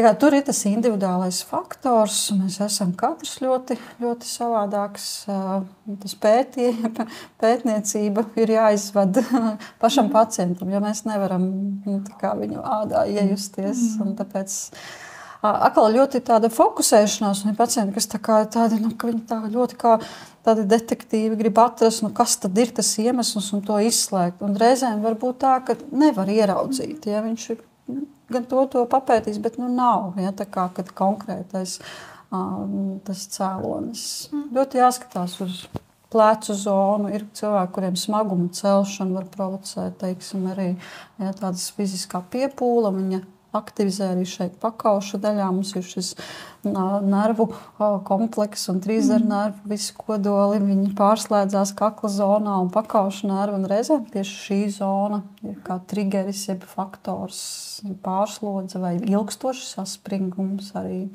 nevelti migrēna var sākties arī no sprandas daļas un aiziet uz galvu vai arī palikt tikai pakausī, un tad visu vainu noveļ. Man ir slikts spilvens, slikta gulta, man ir spondiloze kakla daļā, bet tad ir jautājums, kāpēc reizi vai divreiz mēnesī tā spondiloze izpaudīsies un pārējā mēnesī viņa būs brīva. Visu mēnesi guļ uz to pašu spilvenu, bet tikai reizi mēnesī izsauks lēkmi. Bet ir pierādīts, ka migrēna var sākties no sprandas daļas un aiziet uz, teiksim, visu galvu vai lokalizēties kaut kādā vienā vietā, ka tā nav tikai kakla daļas problēma. Tas ir labs tāda piebilde, varbūt, jo tiešām daudzas šīs nediagnosticētās migrēnas ir tādas, kas ir norakstītas uz kakla daļas problēmām. Jā. Nu, un arī otrādāk. Daži grib pie kakla daļas problēmām pierakstīt migrēnas. Jā, attiecīgi par tiem ēdieniem, es tiešām piekritīšu, ka alkohols, tas ir visstiprākais, īpaši sarkanvīns, attiecīgi, kas visbiežāk tomēr provocē. Par kafiju tiešām piekritīšu arī, ka ļoti individuāli, kam tieši neizdzerot kafiju būs galvasāpes, cits atkal izdzers un tad būs. Vēl, par ko man ir stāstījuši, tā ir saldumi. Pārāk liela saldumu uzņemšana var provocēt šīs migrēnas lēkmes par pašu uzturu. Tur ir jāsaka ļoti kontroversāli dati. No vienas puses tiek uzskatīts, ka tā pati fastings varētu reducēt migrēnas lēkmes. No otras puses badošanās, tā skaitā fastings, var arī būt kā provocējušais faktors. Un līdz ar to arī tur ir savā ziņā eksperimentam pašam ar sevi.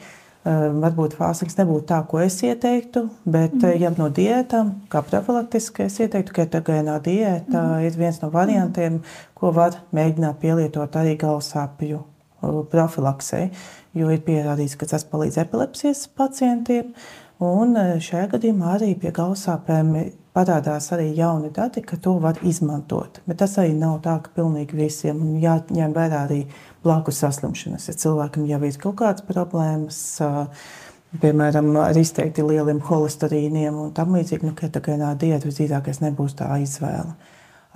Ja mēs par fizisku slodzi runājam, tad no vienas puses arī profilakse ir migrēnas pacientiem tieši aerobā slodze, skriešana,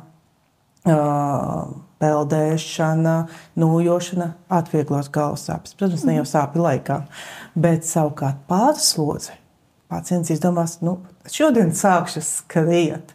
Visdrīzākais tas būs atkal kā provocējošais faktors, kā šis triggers, jo pārāk liela slodze, kas nav konkrētiem cilvēkam raksturīga, arī var palaist šīs galvasāpes.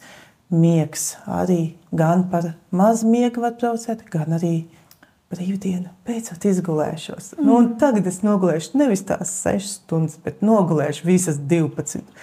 Tad atlikusī diena būs diezgan mokoša, ja pacientam jau ir tendence uz šīm migrēnām. Ļoti liela iespējamība, ka viņam pēc šīm 12 stundām galva būs atkal kā spainis, un ļoti iespējams arī tieši būs migrēnas lēkme. Jā. Man lūgums tagad ir jums abām pašā noslēgumā, vienā īsā teikumā. Kas būtu tā ceļamaize, ko jūs iedot līdzi mūsu klausītājiem un skatītājiem no šīs diskusijas? Es laikam teiktu, nepaļauties uz to, ka galvasāpes, tikai galvasāpes, padomāt par sevi, pievērst sev uzmanību. Un, ja jūs jūtat, ka tas tiešām ir traucējoši, tad tomēr vērsties pie ārsta, vai tas ir ģimenes ārsts, vai tas ir speciālists, un meklēt tam risinājumu. Jo jāatceras, ka galvasāpes neatkarīgi, vai tā ir migrēna, vai tā ir saspringuma tipa galvasāpes, vai tās ir citas primāras galvasāpes, tā ietekmē jūsu dzīves kvalitāti. Un tomēr jārēķinās, ka tas gan ietekmēs jūsu darbu, jūsu panākumus darbā, jūsu ģimenes dzīvi, jūsu saskarsmi ar tuviniekiem. jūsu saskarsme pats galvenais pašam ar sevi. Un līdz ar to ir jāmeklē šī palīdzība un jāpalīdz sev un jādzīvo kvalitatīvi, jo veselība mums sastāv no 3 daļām. Gan šī fiziskā veselība, mūsu psiholoģiskā veselība un vides veselība. Un tikai tā mēs varam justies kopumā labi. Paldies! Man būs tas viens vārds – nepadoties. Nepadoties un atrast, laikam, to savu dakteri, pat ja ir būtis pie 1, 2, 3, un liekas, kad ir šī bezcerība, un es jau gāju, meklēju palīdzību, man nesanāca, bet nepadoties un atrast to savu, varbūt tās speciālistu, ar kuru sadarbojoties ir iespējams pārmaiņas panākt. Paldies jums, kolēģis, par sarunu, par mītu kliedēšanu, par cerības iedvešanu. Un paldies arī jums, cienījamie skatītāji un klausītāji. Es atgādinu, ka šo diskusijas ierakstu varēsiet noklausīties Vivendi kanālos. Mēs tiekamies jau nākamajā trešdienā, 25. septembrī, kur mēs runāsim par retāk sastopamajiem galvas sāpju veidiem. Paldies vēlreiz, lai mierīgs vakars, uz tikšanos!